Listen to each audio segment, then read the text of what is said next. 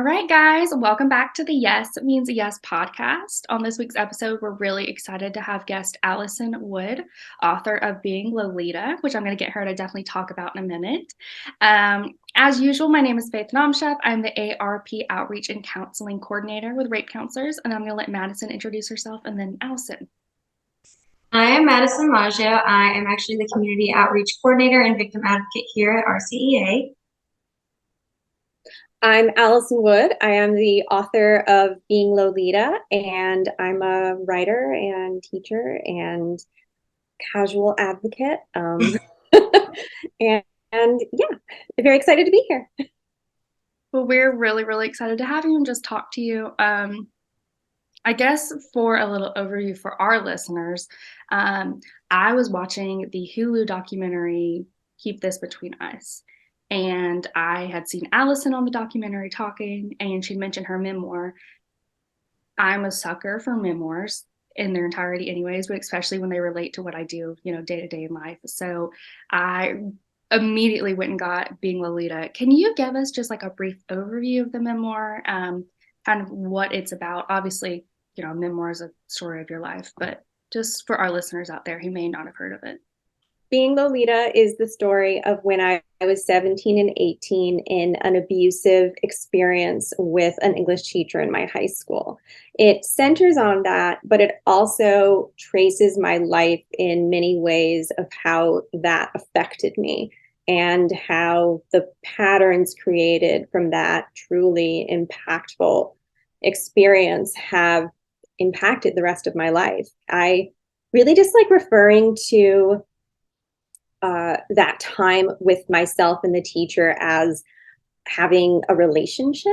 I really hate it when people are like, "Oh, you dated your teacher? He was your boyfriend?" I'm like, "No, we were not dating." There's no way that you can describe a 27-year-old adult man taking advantage of a student in his high school where he teaches as dating.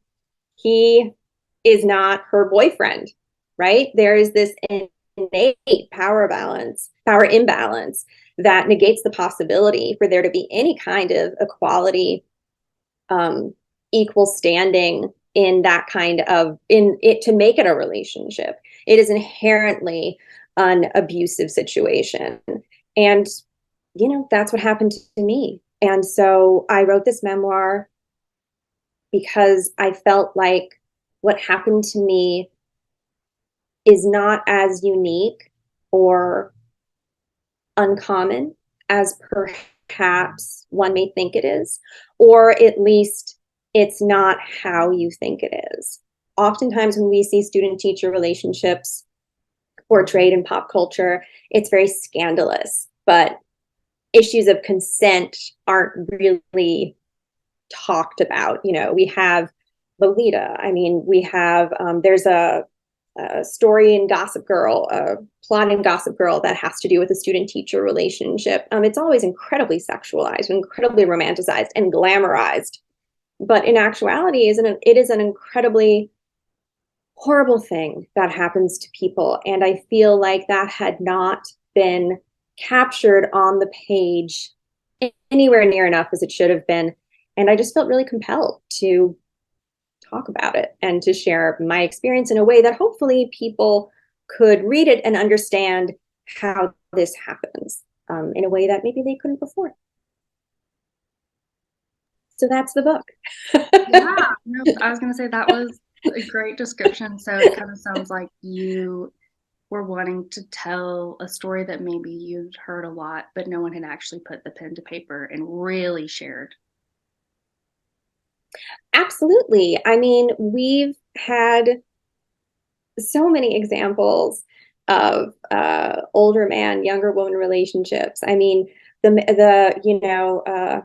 May December romance, right? Even in film all the time in popular movies, it'll be George Clooney, who's like in his 60s dating a 20-year-old. There was that, I thought, fabulous go around on social media about how Leonardo DiCaprio cannot date anybody over the age of 25 because he never has. And it's like his girlfriend's turned 25 and time to go. It's just something that is so acceptable in pop culture. It's not even questioned. And not just in pop culture. Pop culture is just a reflection of our larger culture, right? Of the constructions that we place in our world, what we say is and is not okay. And we are teaching young women that they should not expect to be equals to their partners, that they should not expect this level of respect and care and understanding of them as holistic creatures, as not just, someone beautiful and young and, whatever, as someone who is capable of being an intellectual, of being mature, being able to make their own decisions. So I think that it's really a disadvantage to young women and also, frankly, to young men, because it tells them that is the kind of man that they should be, that it is their job to perpetuate those roles. It's unfair to them as well. Gender stereotypes harm all of us. So I really felt compelled to try and criticize that and ask questions about that in my book. Because again, I think many people could and did hear about what happened to me and just be like, oh, well, you just must have been, very mature for your age. Like, well, you weren't 14. So what's the problem?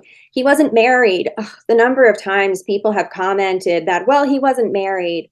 And I'm like, really? That's the worst part of this? Not the damage that it did to me, but the fact that it did not it did not damage a wife. Like, it's just so the discussion and the way that it's portrayed, the way that teacher, student, older man, younger women relationships are portrayed is just so damaging and so harmful. And I find it really upsetting and really sad. And frankly, in my own experience, devastating. And I tried to capture that. I tried to get that on the page in a way that could be accessible and relatable. And, I like to think I did that okay. I like to think that I did all right with that. I've heard from hundreds, I think literally I'm up in the thousands now, of women who have been through similar experiences, ranging from, the most heartbreaking ones are teenagers who are in it, who are involved with a teacher or a coach or some sort of older man, and they read my book or they see the documentary and are like, oh my God, what am I doing? I don't know. I don't know how this happened. I don't know how to get out. Those are very difficult DMs to get.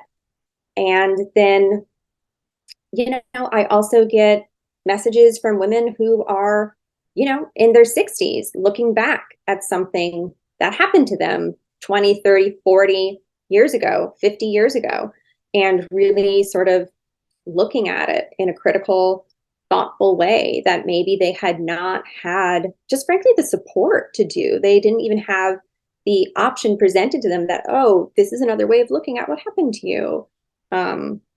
So yeah, I've heard from lots of women, almost entirely women, I think I've only heard from a handful of men over the past 2 years, but many, many, many other survivors and victims.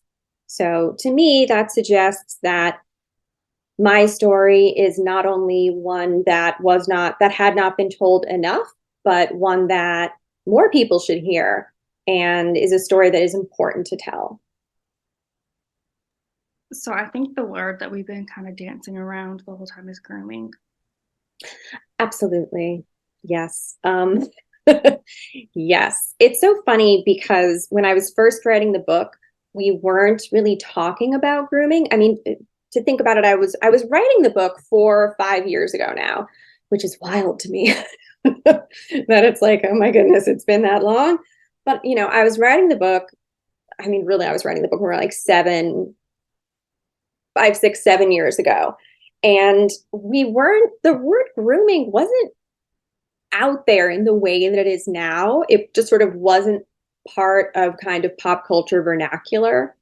So while obviously and overtly what happened to me was grooming, unquestionably. It's just funny how language changes. And I think it's so wonderful that the word grooming is being used in a mainstream way in pop culture, because it opens up the discussion of consent, of power imbalance, of abuse, of danger for young women in ways that before we were talking about grooming just weren't being considered, you know? And so I think it's really, really great that that word has come into conversation. And I think obviously my book is very much talking about that, even if it doesn't use the word in it. I don't know if I ever use the word grooming in my book, actually. Probably, you know, I must have used the word grooming in there, but it's not, I must have. I'm certain that I used the word in there at least a little bit, but I feel like I saw grooming. I think yeah, it was probably in there, but it wasn't like one of the sort of like primary words that uh, we used, we being, you know, the team at Macmillan Books and Flatiron Books, and how we were sort of positioning and talking about it. Sort of wasn't those kind of like primary words that we went to. Whereas I feel like if the book came out now, 2 years later, it probably would have been at the forefront in the description of the book. But yeah, I was groomed and abused by my teacher when I was 17 and 18. That's what happened. And it was awful. I think so. One of the reasons that I think your story, for lack of better words, so interesting is have grown up in thankfully a more forward era where grooming it was used. I've been working with the Rape Crisis Center for years now. That's kind of always been something that I've heard since we started. And I think that it's funny, even just what I've seen from that perspective is even grooming, you kind of automatically go to the 5, 6 year old kid being groomed by an older person. And then when I saw your story and also the other stories, and keep this between us, I realized that that was just as much grooming. It was just looked so much more different because of the ages of, it being a high school kid, and also how in society's mind it was more acceptable because you were older rather than it just being grooming. It was almost like levels of grooming or worse types of grooming. So I think that's one of the things that was very interesting you were reading your book, because we have a prevention education program within our organization, and we often would have kids who come up to us after we did dating violence presentations and express to us, hey, I've been in this situation, or I'm currently in this situation. So the lack of, I guess, knowledge typically there made me also want to reach out, because it's like, well, if they're not seeing this as kind of like abuse, I can only imagine, what else is being portrayed to them. And if they only know grooming as, younger kids, then maybe to them it would be an acceptable thing if them or a friend or a family member were to be in a similar situation to you. Right. I mean, I think that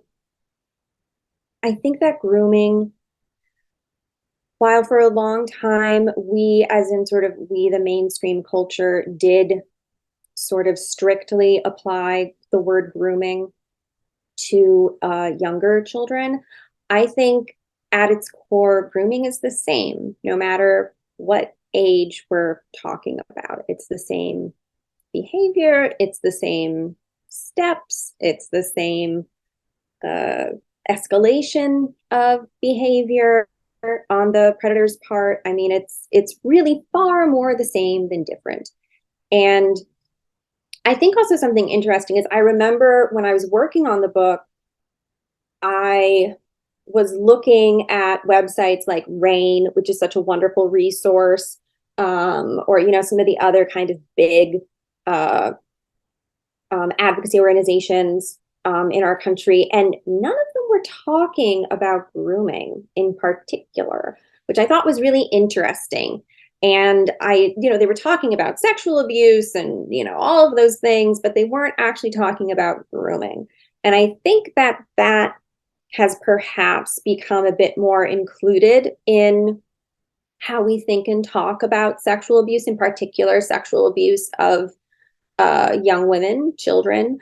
I think that the reason that we find the grooming of high school students to be, like you said, it's less bad, it's more acceptable, that's a direct reflection of the sexualization of young women in our culture. You know, that's a direct reflection of that. I mean, there are entire porn genres about student teacher relationships. 18, you know, she just turned 18, you know, it's like, oh, she's finally legal. I mean, the way that we talk about, you know, pop stars, actresses, you know, and then that, of course, trickles down to how we talk about actual girls in our immediate lives. So I think that all of those things which contribute to the grooming and abuse of high school girls who are children. Let's be realistic, they are children. You know, I've taught creative writing at New York University undergraduates, and I love teaching. I love teaching. I love working with young women. It's one of my very favorite things to do. When I teach creative writing, my syllabus is pretty much exclusively women and non-binary folks and queer writers, and it's so exciting. Anyway, I write about this a little bit in the book, but a huge, I mean, massive turning point for me in understanding what happened to me was literally the first day I walked into a classroom as a professor, and my students were mostly freshmen, which means they were 18, 19, maybe even 17, a couple of them. And just looking at them and just how young they were, just how young they were, you know, it was like a slap in the face of how different an 18-year-old girl looks versus how I, as an 18-year-old girl, felt and thought about myself. And just this vast, I mean, this vast ocean of difference in the reality and then sort of my own, you know, culturally constructed fantasy of who I was and who I could be and what I was capable of, and, you know, all of that. I mean, 18, 19-year-olds are children. They just are. You know, many of them have perhaps never made themselves a meal from scratch. They don't know how to do their own laundry. They have never lived on their own. They have never paid rent. You know, many of them don't have credit cards until they get to college. I mean, I can go on and on about the skills that freshmen and sophomores and juniors and seniors and undergraduate do not have. You know, freshmen can't drink yet. They're not legally allowed to drink alcohol. They cannot rent a car. I mean, you know, the fact that we talk about 18 as the age of adulthood is just so arbitrary, and I think is so in many ways unfair, because by doing that, we cut off young people from some inherent legal rights, legal protections. You know, when you turn 18, you are losing a lot of protection underneath the law that you would have the right to have. And yeah, I mean, I in no way mean to disavow the strength, the intellect, the maturity, the power of young women. I'm in no way taking away from that, but we can hold multiple things. And I think we also need to acknowledge 18 and 19-year-olds are still children. And that's even older than I was when I was in this abusive experience with my teacher. And literally seeing 18 and 19-year-old young women in front of me, especially as a professor. So me having this power imbalance, me being on the opposite side of things, that was a tough day of realization. That was a rough one. And the other thing that I learned by being a professor was how vulnerable those girls were. It is so obvious which girls are having a tough time. So obvious. It's like they're screening it. You know, I mean, they're obviously not, but it just like emanates from them that they are having a tough time, that they are vulnerable, that they are struggling with, with depression, with insecurity, with, you can just tell. And I was shocked by that because, again, that's something that I never, ever would have thought about myself, especially at the time.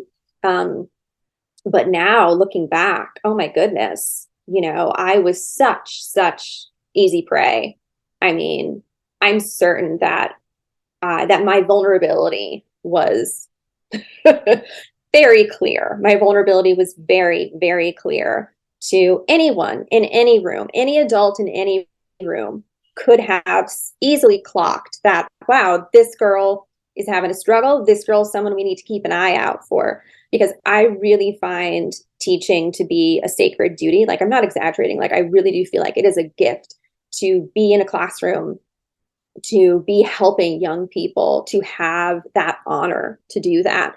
I take that very seriously. And I think especially as a teacher in a high school, you should even more be taking that seriously. And part of your job is not just to teach a student about books, but to keep them safe, right? To help them navigate growing up in a way that is safe, that is supportive. Learning is not just on a chalkboard. It is learning how to navigate the world. And, that was really, I think, becoming a professor was devastating to me in a way that I sort of wasn't prepared for, and was very unexpected, but was, helpful. Really, it was incredibly insightful, and it also really made me much more kind and understanding and sort of sympathetic and empathetic to myself, because it's very easy to kind of get stuck in anger. You're so stupid. Why didn't you see what was happening to you? You deserved this. You should have done X. You should have done Y. Like, just a lot of blame and shame, which of course are things that we are taught as young women to take on. And I think by being literally faced with the kind of person that I was at that age, made me acknowledge just how vulnerable I was, and, think much more kindly of myself. So, yeah, I mean, teaching has really been illuminative in a very interesting way, very hard way, but good. Well, I think, and something I had this as like one of the questions, but it sounds like that you had a position of power Yeah. and over student, and rather than seeing it as an opportunity to take advantage, you saw it as an honor and something to protect. Oh, absolutely. Sounds like the difference between obviously a teacher doing their job correctly and a teacher being a predator. Not using the power that's been bestowed on them to, harm their students or take advantage of their students, but rather than understanding the privilege it is, Yeah. and working to build them up and protect them and encourage them and push them to be everything they could. So, with relationships, I think we don't often think of the way power impacts consent and just relationships in general. And I think that was very obviously displayed in your book, how the power that he had and the position that he had so much effect on you in even just simple ways. Like, if you had wanted to end the relationship, say in high school, was that even an option for you? Because you have to see this person every day walking through the school. No, it really would not have been an option in a lot Mm-hmm. of ways. Mm-hmm. Something else that happened when I began teaching was I got really angry. I got really angry at what he did to me. I got so angry. And I sort of tapped into this, frankly, in some ways, rage about the power that he had and that he used against me, and the manipulation of power. And it it made me angry in all new ways. And in ways I really just sort of wasn't angry. Again, because I feel like the anger was sort of covered up by this blame and shame, self-blame, self-shame. Um, but, I mean, consent is so much more than no means no and yes means yes, right? I was technically, literally saying yes a lot of the times. But was it a fully informed, knowledgeable, holistic consent? Absolutely not. Absolutely not. I write about in the book one time about how we get into like a little fight about something. I can't remember what it was about off the top of my head, but we get into a fight in shop class, and he's doing study hall, and I'm just hanging out in his study hall, which also is shocking to me looking back. How did none of, well, not, I shouldn't say that. Other teachers knew. I have found out since the book came out that administrators were aware, other teachers were aware, maybe not of the full extent, but I was not as good at hiding it as I thought that I was at 17. Again, shocking as an adult looking back at this. But so I was in his study hall, not where I was supposed to be. So it's like people who just let this go. Again, sort of just like I have found that my blame and anger has shifted way towards myself, towards the people who should have been, whose job it was to be keeping me safe in a place where I legally had to be every single day, right? Students have to go to school. If you are a young person in this country, unless you're being homeschooled, you have to go to school. That's not an option. So one of the examples I give in the book is of sort of a great example of the power imbalance of our relationship. We get into a little spat about something. I don't remember what it was. We're in the shop classroom. It's his study hall, not supposed to be there. And so I storm out into the hallway, like, I don't want to talk to you about this anymore. And he follows me out, and he's like, Miss Wood, come back here. And I had to go back. I had to stop, turn around, and go back to him while he was, he was like, how dare you? Like, what are you doing? You're embarrassing me. Like, told me off basically. And I had to stand there and take it, because otherwise he could send me to the principal's office, And I mean, it's just so silly to even think about how how unbalanced this relation, again, sort of using the, quote unquote relationship was. And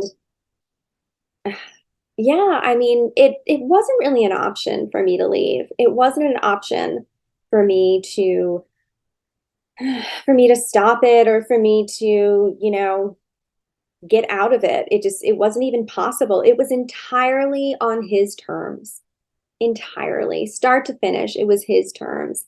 And when things sort of cooled down, that was his call. When we were seeing each other far more often, secretly, of course, when things were getting far more sexual, that was his call. He very much controlled sort of like what was happening and not happening with us.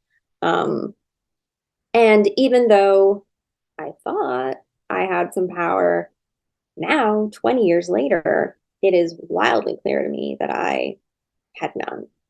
And I was truly at like the mercy of what this adult man wanted from me.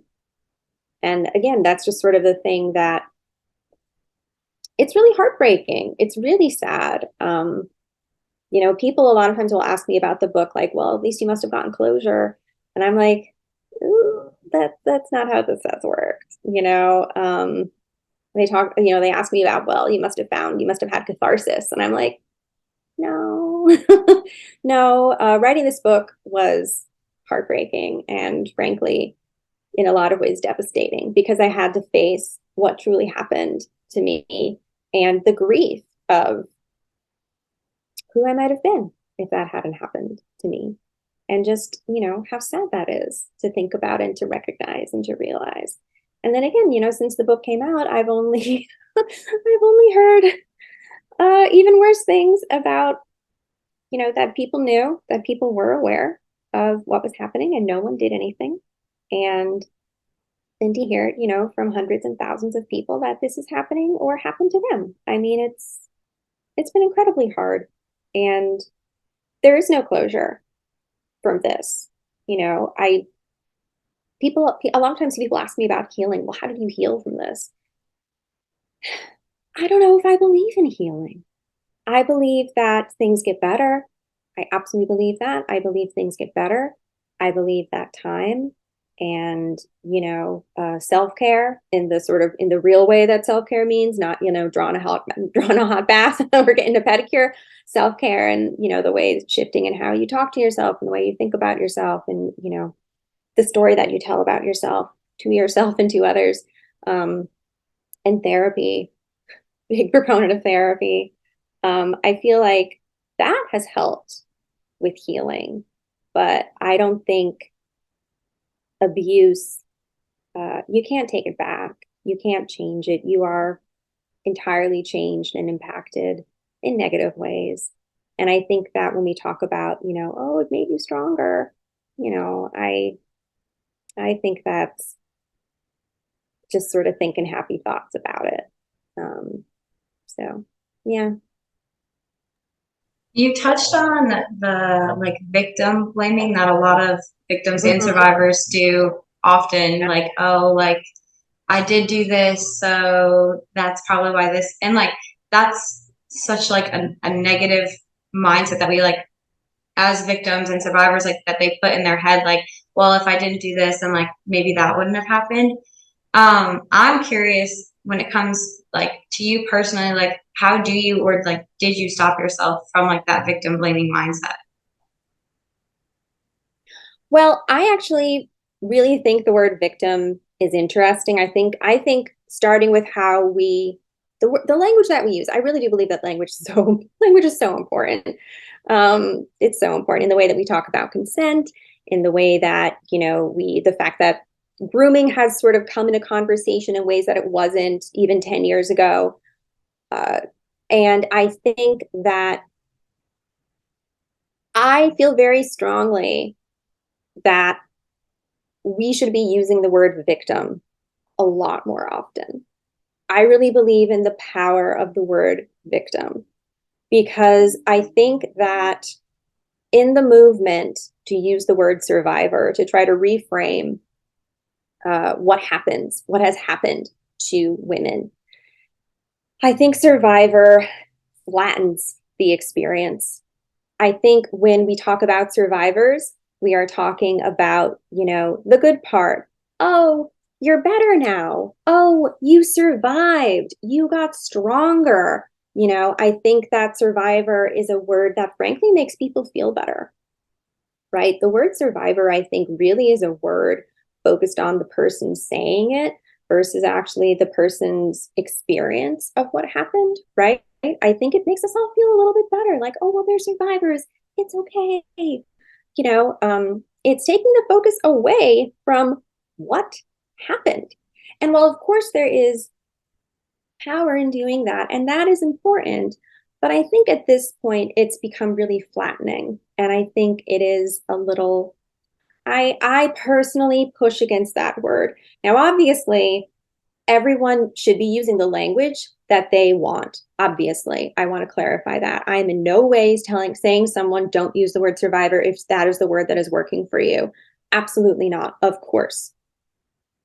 I, however, have really embraced the word victim because I think the word victim puts the focus squarely on not just what happened, but the perpetrator, the predator, right? When you talk about a victim, you are innately talking about someone who did something bad, right? Whereas survivor, you can survive a lot of things. You can survive an earthquake, you can survive, a natural disaster, you can survive a building falling down. You can also survive violence, right? But you can also survive a whole bunch of other things, right? Surviving is a word, you can survive cancer. Surviving is a word that is a lot more inclusive. And so shifts the focus away from, oh, someone, probably a man, enacted violence on me.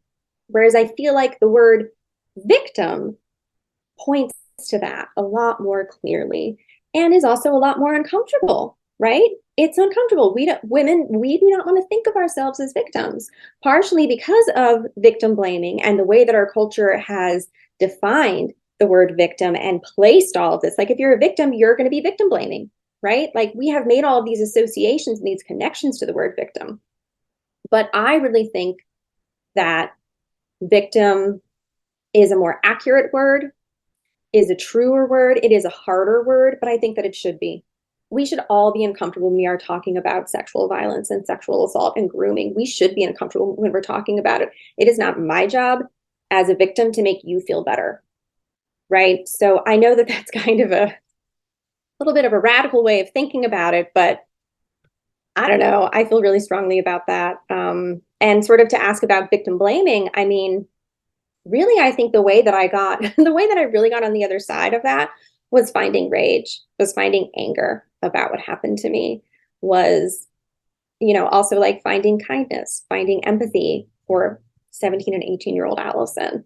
Um, in the book, my acknowledgement is, which I sort of thought was really corny when I wrote it. And I was like, I don't know. Then it was funny because a lot of people reached out and said how much they liked it or like how much it was moving to them.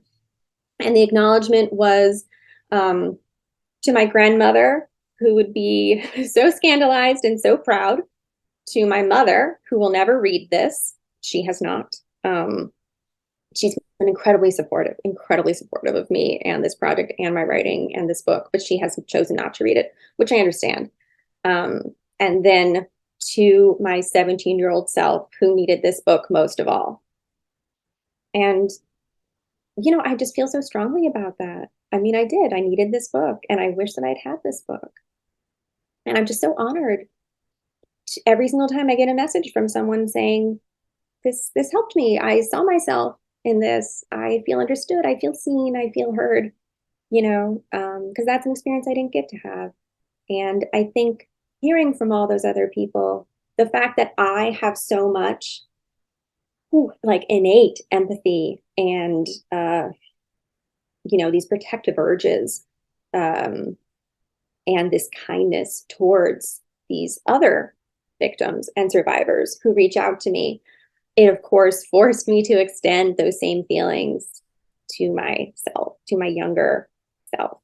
So I think it's both a mixture of getting angry at the people who deserve my anger and also seeing myself in others and being able to reflect my feelings of empathy and kindness and understanding then to myself. So it's Going on. a Yes. Yes. We love journeys. It was a journey. Hey guys, this is Faith here. I just wanted to let you know that we are actually going to be dividing this into two parts, just because of how long the interview was and wanted to make it two good podcast episodes. Again, thank you guys for listening. I do want to give the disclaimer that while a lot of this is based on or talks about, female student relationships with male teachers, we do recognize and acknowledge that this happens both genders. So a lot of the speaking here is gendered. Miss Wood is basing this, off of her own experience and anecdotal experience. But we do want to acknowledge and remind people that sexual violence does happen to, any and all genders. It does not discriminate. It is something that impacts all. But thank you guys for listening, and we will see you in the next podcast episode where we finish part 2 with Miss Wood. Thanks.